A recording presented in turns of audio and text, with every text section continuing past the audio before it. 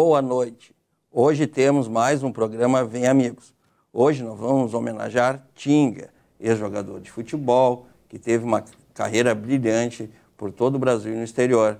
Também vamos mostrar todos os lances, jogos, aonde ele foi campeão, as homenagens que foram feitas a ele nesse programa Vem Amigos. O programa Vem Amigos passa na BATV, canal 20 e 520 em HD, e também pelo site da BATV, e também ele reprisa durante a semana nas redes sociais do programa Vem Amigos. Boa noite, Tinga. Boa noite, tudo bem? Hoje nós vamos contar a tua história. É uma história muito interessante, né? A gente começa a olhar as camisas aí, né? Algumas, né? E já começa a lembrar um pouco aí. Já faz um tempinho, né? 8 anos que já me aposentei do futebol e tenho participado poucos de situações onde está o futebol, mas é a minha vida, né? Tudo que vivi, vivo até hoje. Nós temos o Ademir Maria hoje também. Ademir, Boa noite, Maria. Boa noite, Tinga. É um prazer muito grande estar aqui conosco aqui. Uma felicidade imensa, tu contando tua história, tudo aquilo que tu fez pelo futebol e continua fazendo. A tua história começou como, Tinga, assim, né? Foi aonde? Eu acredito que comecei no futebol como todo menino sonhador, né? Acredito que o Ademir da mesma forma. A gente começa querendo só jogar bola, né? Como diversão, e depois encara como a única chance de profissão, né? Acho que não é à toa que a maioria dos atletas no Brasil vem da periferia, vem dos interiores, da parte mais pobre até de todos os interiores, porque talvez é uma das únicas vezes que a gente consegue se enxergar numa chance de talvez mudar de vida, e eu não fui diferente. Por ser colorado, sempre tentei jogar no Inter, né? Fiz alguns testes, e todos os testes que fiz no Inter não foram poucos, fui reprovado, e por um tempo desacreditei que poderia encarar a vida através do futebol, e de repente minha carreira começa no Grêmio, né? Aos partir dos 15 anos fiz teste no Grêmio, e 3 anos depois já estava começando a dar os primeiros passos aí, na época, né, do Banguzinho, né, que jogava os jogos no interior quando não ia ao time principal, levava a gurizada. Eu já comecei ali a ser chamado para suprir banco, enfim, entrar nos campeonatos gaúchos profissional, e ali foi essa carreira aí que vocês vão mostrar aí. E o primeiro título, vamos ver o primeiro título pelo Grêmio? Vamos ver ali. Copa do Brasil de 1997, né, Tim? Na verdade, eu acabei jogando o Campeonato Gaúcho em 96, né? Teve um dia histórico, né, no Grêmio, que acho que, se não me engano, quase entrou pro Guinness Book, que foi 3 jogos no mesmo dia. Sim, lembra? Exatamente. Então ali, depois eu joguei um jogo pelo Campeonato Gaúcho, o Banguzinho, que o Zeca era o treinador, e eu joguei contra o Santo Ângelo. Então, em 96, né, pegar a foto do Campeonato Gaúcho de 96, eu estou na foto já, né, por ter jogado um jogo inteiro e participado desse jogo dos 3 jogos no mesmo dia, né. Até hoje nunca mais aconteceu isso, né. Começou a jogar 2 da tarde e parou 9 da noite. O primeiro título foi em 97, participando do grupo. Foi em 96 no Gauchão. 96 e aí depois no Gauchão. E ali comecei a fazer parte do grupo, né. Mas a gente está começando ali, a gente não encara como se fosse, né, ainda futebol. Tu fica feliz de estar participando, mas tu sempre quer mais, quer ser protagonista, enfim. E aí a vida foi acontecendo. O primeiro título de destaque foi, acho que em 97, pela Copa do Brasil, assim? Não, de destaque, assim, que eu fui referência, foi no Grêmio, foi em 2001. 2001. Que aí foi na minha segunda passagem, né? Eu fiquei no Grêmio de 96 a final de 98, né? Ali entre profissional e base, 96, depois 97 e 98 total. Aí, bem no início de 99, eu fui pro Japão, fiquei o ano inteiro no Japão, depois fui pro Botafogo, e em 2001 volto a ter de novo a segunda passagem pelo Grêmio. E aí, durante o 2001 e 2002 e 3 anos direto, que aí que eu me tornei, mudei de posição, né? Comecei a jogar de volante. Nós vamos ver aqui, ó, Copa do Brasil de 2001. Isso aí foi 2001. Onde eu participava desse grupo. E esse jogo aí... Esse foi a final, nós empatamos 2-2 em casa. 3-1, né? E ganhamos 3-1 no Morumbi, empate de 0-0, 1-1 era do Corinthians. A gente conseguiu um time muito bom do Corinthians, com Marcelinho, Miller. O time era Ricardinho, uma das melhores gerações aí do Corinthians. A gente conseguiu lá com 80 mil pessoas lá, só corintiano. A gente conseguiu... Primeiro 3-5-2 aí dos últimos anos, né? Jogamos no 3-5-2 e... Acho que era um dos primeiros aí, né? 3-5-2 desses últimos 30 anos. Tanto que a gente virou referência para a Copa do Mundo, né? Depois o Filipão assumiu a seleção. E nós temos aí também aquele... Acabou levando a gente para o jogo mais importante aquele da eliminatória, jogo lá, né? Esse jogo ele foi um jogo que marcou assim, porque esse jogo, se o Brasil não ganhasse esse jogo, se nós não ganhasse esse jogo, tinha uma grande chance de não ir para a Copa do Mundo, né? Algo que até hoje não aconteceu. Então, nós poderíamos estar fazendo parte história negativa. Da história emblemática negativa. Tu jogou com a 7 aí, né? Esse foi sempre meu número. De referência. O meu número da sorte é o 7. E o segundo gol foi do Rivaldo. O Paraguai, né? O Paraguai era um baita time, né? Tanto que eles foram primeiro nesse ano, na classificatória. Mas esse jogo foi um jogo assim que o resultado foi ótimo, mas a memória que não foi muito boa, né? Porque esse jogo era um jogo decisivo e tinha acontecido aquele problema lá que o Filipão acabou cortando o Romário num jogo que tinha perdido no Uruguai. E logo em seguida ele convocou eu, o Eduardo Costa e o Marcelinho, onde ele ia começar a jogar no 3-5-2 e tinha o nosso 3-5-2 como referência. Inclusive na época eles conversaram, ele, o Tite, o Filipão me ligou na época, né?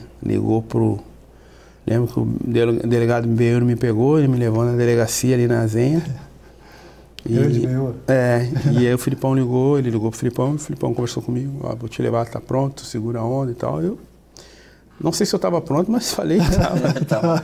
Falei que tava. Sim que tá, né, tio? E aí a gente foi para esse jogo e a gente ficou uma semana concentrado no Paraná. E o Filipão, sempre muito inteligente e estrategista, né? Na época pensava somente no jogo, o Filipão pensava no ambiente inteiro, né? Desde quem ia ser o segurança, como é que ia ser a movimentação no hotel, né? Acho que todas essas coisas aí de foguetório no hotel do vizinho, essas coisas, acho que foi tudo meio que pensado. Ele foi meio pioneiro nisso, né? E aí, na época, como no Brasil, onde o Brasil jogava, não tinha paz. Vaia, no Brasil inteiro, jogava em Goiânia, era Vaia, em São Paulo. E era um jogo decisivo, o Filipão trouxe o jogo pro Olímpico, que ele é um dos treinadores, os maiores ídolos como treinador aí na história do clube. E levou nós, porque nós tínhamos acabado de ser campeão da Copa do Brasil, considerado o melhor time ali do momento, até agosto, que foi isso aí.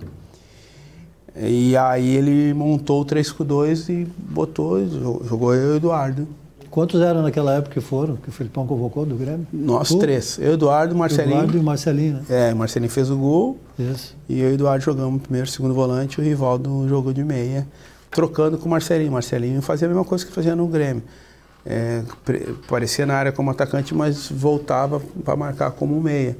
Ele dava liberdade para o Rivaldo ser esse homem. Ficava mais atrás nessa época. Mais surpresa, né? E aí o Filipão me chamou e a gente foi jogar um amistoso no Paraná contra o amistoso em Curitiba contra o Panamá. Aquele jogo para te preparar para dar um... tipo o jogo contra o sindicato, né? Isso. Para te preparar para... E aí pegamos o Panamá, um jogo duro assim, e eu lembro quando a gente entrou em campo e alinhou a fila assim, deu os nomes um por um, Marcos, foi anunciando e tal. Quando chegou em mim ali, número 7, Tinga, tava lotado o Furacão lá. A torcida foi uma vaia gigantesca, assim, eu nunca tinha tomado uma vaia. Acho que eu nem lembro de ter tomado vaia no futebol, dei sorte de pegar sempre a gangorra aí do Grêmio e do Inter sempre em cima, então eu não lembro de ter tomado vaia assim, direcionada. Foi uma vaia assim, muito grande. E eu fiquei meio assustado, porque não tinha nada a ver com o que estava acontecendo, nunca tinha sido convocado para a seleção, nem de base. Poucas vezes, né? E estava aquela tensão, estava em 5º lugar, se perdesse o Paraguai não classificava. Aí jogamos amistoso, primeiro lance foi eu que sofri o pênalti, aí fizemos o gol, 1-0, ganhamos de 4-0. E no outro dia pegamos o voo e viemos para Porto Alegre, para treinar. Chegamos aqui na sexta para treinar até quarta para jogar contra o Paraguai, na terça, na verdade. E aí quando chegamos no Olímpico, no treino, tinha 10 mil pessoas no Olímpico e todo mundo gritando meu nome e tal. E ali eu comecei, peguei fôlego e tal, e o Filipão criou todo um...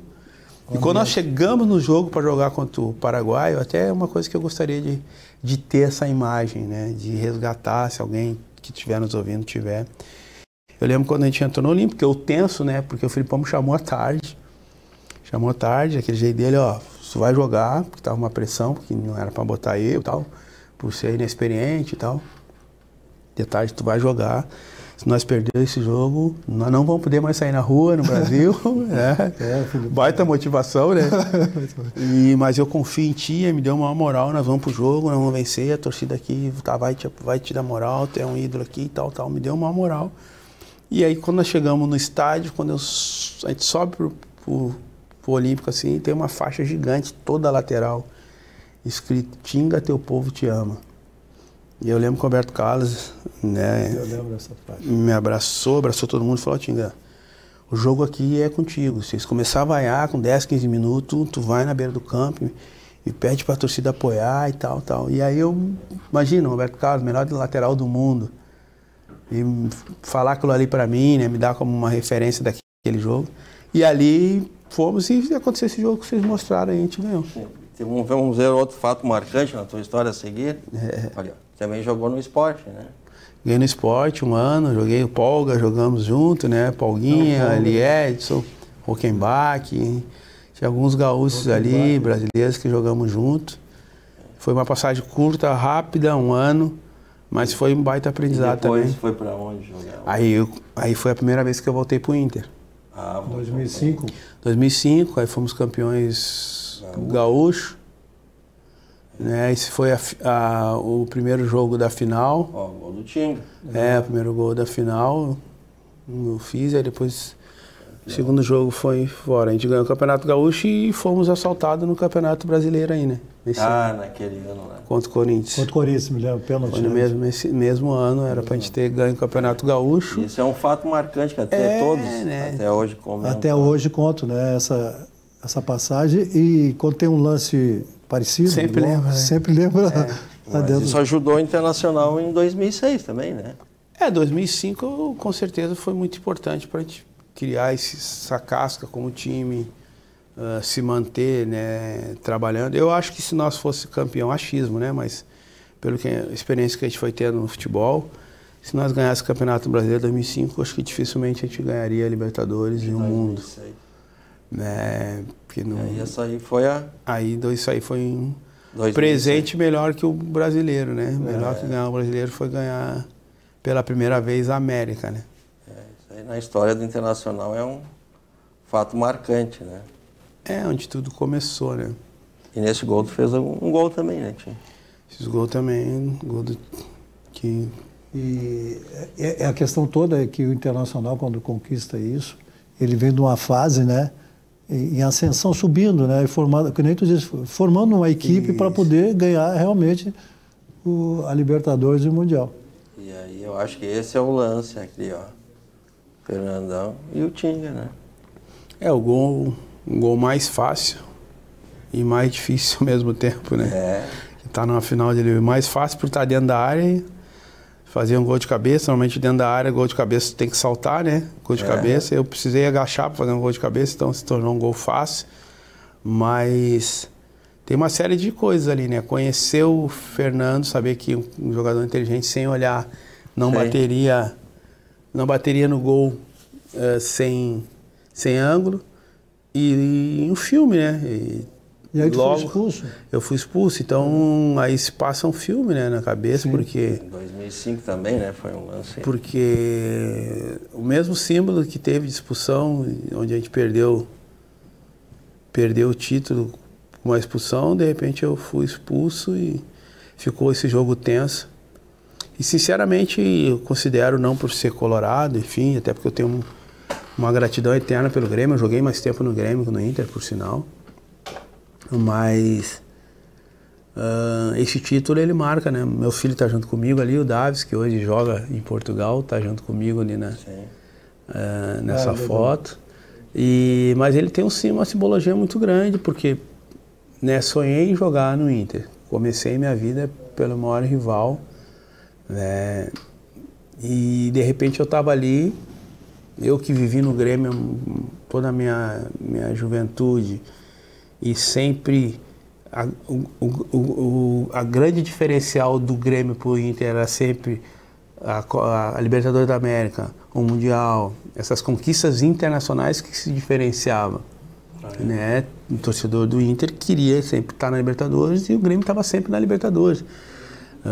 Quando eu estava no Grêmio, e o Ademir pegou isso também, o adversário nunca foi o Inter era o Grenal, mas o adversário, uma época era o Palmeiras nas Copas do Brasil, outra época era o Peñarol nas Libertadores, ou era o River, né? Não ficava nichado somente no Grenal, tinha uma distância, por mais que os dois tenham a mesma grandeza, o mesmo número de torcedor mais ou menos, que aqui tudo é 50-50, não tem jeito, o maior patrimônio do Rio Grande do Sul se chama Grenal. Não existe marca mais forte que a marca Grenal. Aqui não tem para ninguém, pode ser... A única vez que a Coca-Cola ficou preto e branco foi quando ela patrocinou o Grêmio, porque mandaram tirar o vermelho e tem que tirar, porque aqui é assim. Então, boa lembrança essa. Então nós fizemos, né, parte, né, dentro da maior marca do Rio Grande do Sul, que é o Grenal. E o Grenal tem todas as casas. O Grenal tem todas as casas. Todas as famílias têm uma relação com o Grenal. Todo mundo já jogou um Grenal, já disputou um Grenal, seja do Natal, da família, seja do poker, seja de casa, seja da família, mulher contra mulher, homem contra homem, criança contra criança. Eu já vi, eu fui em circo no passado que tinha Grenal de cachorro, com uma bola, era Grenal. Então o Grenal faz parte. E de repente eu estava ali no Inter, sendo colorado, conhecendo toda a história de diferença que tinha de Grêmio para Inter. Ao mesmo tempo, quando eu fui formado no Grêmio, a primeira mensagem que eu recebi é que se perdesse o Grenal, mandava 2, 3 embora, né, Ademir? Exatamente, era isso. Perdeu o Grenal e depois o profissional, perdeu o Grenal, vai cair alguém. Vai cair o pipoqueiro, ou cai o cara do DM, ou cai o cara que está vendendo salgadinho, o cara que está vendendo cerveja, alguma coisa vão achar para dizer que... para mandar alguém embora. Então eu cresci com isso também, eu até brinco, por mais colorado que eu seja e vestindo a camisa do Grêmio, eu digo, se a minha mãe tivesse com a camisa 10 do Inter no Grenal, eu dava um carrinho nela, porque eu sabia que se perdesse eu poderia ser mandado embora. Exatamente. Então, de repente, eu estava ali no Inter participando daquilo que poderia ser o verdadeiro equilíbrio, né? A mudança de tudo. E logo que eu faço o gol, eu sou expulso. Depois teve uma mudança a seguir de áreas, né? Tu foi para depois eu fui para a Alemanha. E ganhou essa Supercopa da Alemanha, que foi lá de 2000, fazia parte do grupo, né? E também, né? Quando eu cheguei, isso aí foi 1 ano e pouco depois que eu cheguei. Então, assim, estive num grande clube, né? As pessoas falam para mim, tu podia ter ficado jogado no Mundial. Tudo que eu pensava em viver no futebol, eu vivi 50 vezes a mais. Então, eu acho que eu tinha que estar exatamente onde eu estava, que era estar na Alemanha, porque a Alemanha me trouxe coisas que eu vivo hoje, né? Como ser humano, como empresário, né? Como empreendedor, criatividade, disciplina, regra, conexões, contatos. Foi possível pelos 4 anos que eu vivi na Alemanha, né? Então, talvez, em termos de conquistas, se eu ficasse talvez no Brasil ou no Inter, eu poderia ganhar outras coisas, mas talvez não ganharia o que eu ganhei em 4 anos na Alemanha como ser humano, aprendizado, muita coisa que a minha cabeça expandiu foi pelo ter vivido os 4 anos na Alemanha. E o Klopp chegou a... Sim, o Klopp foi meu treinador 2 anos. 2 anos. 2 anos. Saiu do Mães, um time médio, pequeno, médio. Pequeno, subia e descia, mas ele estava na primeira divisão, fez um baita trabalho, subiu o time, fez um trabalho bom e nos últimos 2 anos meu de temporada, 9 e 10, foi com ele. Ele começando. E depois voltou para o Internacional? Aí eu volto para a segunda passagem para ganhar a segunda Libertadores. Segunda Libertadores. Aí ganhamos Libertadores 2010, Recopa 2011, Gauchão 2011, Gauchão 2012. No Inter eu ganhei, na segunda passagem eu ganhei 4 títulos. E na primeira passagem ganhamos 2. Vocês também tinham um grande time aí nessa segunda passagem. Também, em relação a 2010. O Sobs foi um dos que voltou também. Voltou, né? No meio do ano. E aí conseguimos ganhar. E o Sobs ainda tem a estrela de ter feito gols nas 2 finais, né? O Sobs fez gol na final de 2006, uns 2 golaços lá no Morumbi. E na segunda final ele fez gol no segundo jogo, que foi esse jogo aí contra o Chivas. Então, que vocês, o grupo em si se encaixava muito bem, né? E tu te encaixou muito bem também dentro do grupo em relação ao teu futebol, né? Tu desenvolvia aquilo que tu estava fazendo dentro do futebol quando tu ia para uma equipe, a equipe que no Internacional dava condições de tu desenvolver teu futebol ali. Então, isso foi importante. Ademir, tu pegou bastante eu, né? Desde o início, assim, eu joguei em muitas posições, né? Jogou em todas, né? Do meio para frente, assim, eu comecei no profissional como ponta, depois joguei de meia, depois joguei algumas vezes de volante. Volante é bastante. Então esse trânsito dentro de várias posições te dá... Porque na verdade futebol é isso, né? Quando você está lá no lado do campo como lateral, o teu comportamento tem que ser de lateral. Sim. Né? Você está dentro da tua área defendendo, o teu comportamento tem que ser de zagueiro. Não posso dominar a bola, achar que eu estou no meio do campo, tranquilo. Tem que ter um comportamento de zagueiro, né? É que isso trouxe para ti quando tu jogou de volante. Na Europa acho que ajudou um pouco. Te ajudou também em relação para o desenvolvimento, como eu disse, do teu futebol em relação àquele meio campo ali. Né? Tu sabe, é que nem tu disse, tu tem razão. Ali era a tua casa. Ali era o desenvolvimento daquilo que tu fez no futebol, da tua história, né? Exato. Então tu conhecia aquela parte ali e sabia muito bem que estava transmitindo para os teus colegas que era a segurança. Exato. Isso foi importante ganhar os títulos necessários. Exatamente, porque na verdade o futebol é isso, por mais que tenha as posições, né? Quando você entra numa outra posição, o teu comportamento tem que ser daquela posição que você entrou. Não posso estar lá na frente da área, lá, o Ademir atrás ali como goleiro e eu dominar uma bola e ter a mesma tranquilidade que eu teria lá na área adversária. Exato. Né? E ali o risco é maior. Né? A gente tem alguns treinadores que falavam, entrou na área adversária com bola, respira e tu é o melhor jogador do mundo. Se o cara tocar em ti, é falta. Pênalti. Já na tua área não é esse comportamento. Ali tu é o pior jogador do mundo. Tira essa bola daí, né? Teve uma Recopa também a seguir, né?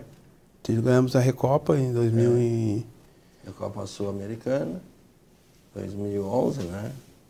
E teve os gauchões também. Isso aí foi contra o Damião, a fase jogando demais. Isso aí foi contra o Estudiante. Estava jogando muito.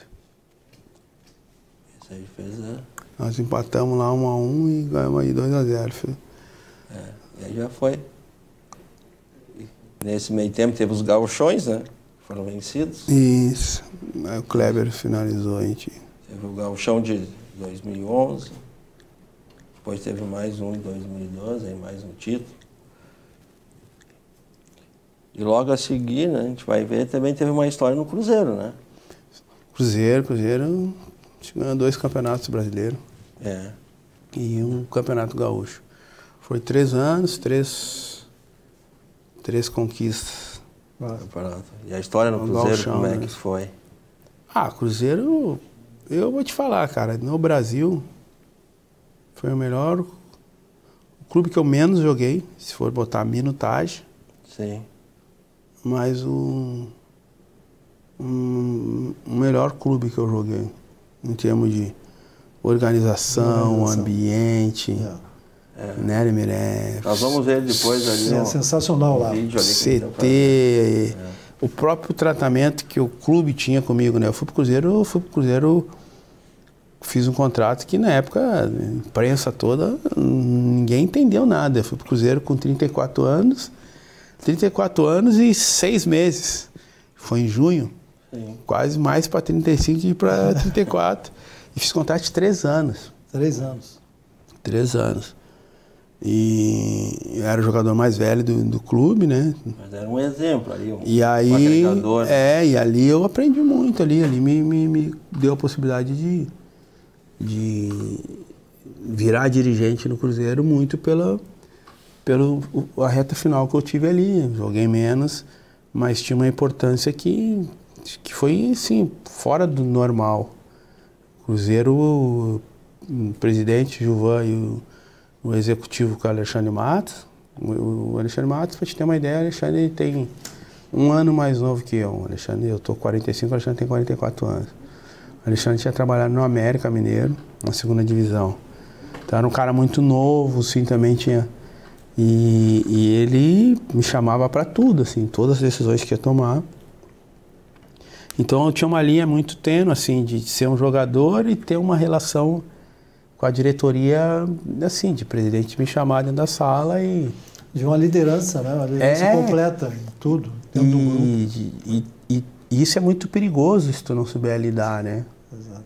Porque pode, em qualquer linha cruzada ali, você pode ser um cara que os próprios jogadores podem não ver isso legal. Então, ali eu aprendi como gerir pessoas porque eu era um jogador, mas eu tinha a entrada como um dirigente. Sim. Tudo passava. E talvez aquilo que eu não tinha como jogador dentro do campo, né? O protagonista era o Júlio Batista, o Boys, o Goulart, o Everton Ribeiro, o Dedé, tinha vários protagonistas dentro do campo, o Dagoberto, o William Bigode.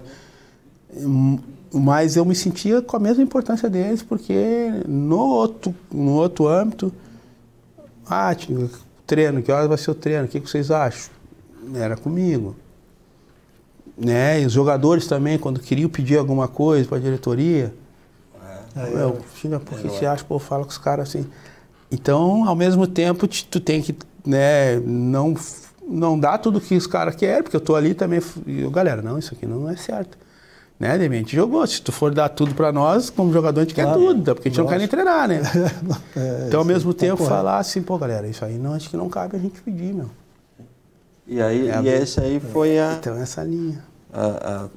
O encerramento de como jogador. Como jogador, e aí acabei encerrando, sendo campeão. E nós temos ali no próximo bloco, depois dos comerciais, a gente vai mostrar os vídeos com a tua história para eles. Nós vamos aos comerciais, em breve voltamos com o próximo bloco.